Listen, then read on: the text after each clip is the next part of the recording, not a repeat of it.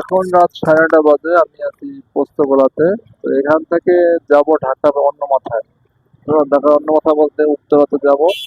তো রাত 9:30টার সময় উত্তরা যেতে কতক্ষণ লাগে এটা আজকে আমি ভিডিওতে রেকর্ড করবো। তো এখন বাজে রাত 9:30। ঠিক কয়টার মধ্যে আমরা উত্তরা পৌঁছতে পারি চলুন দেখি।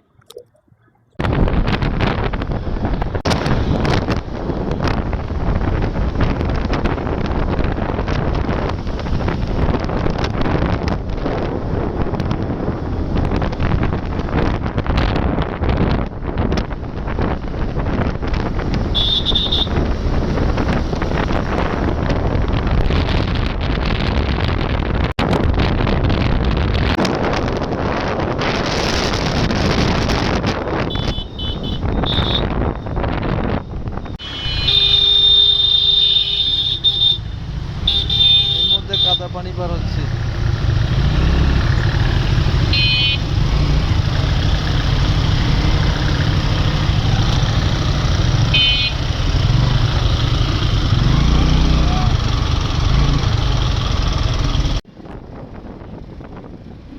এখন হলো রামপুরা।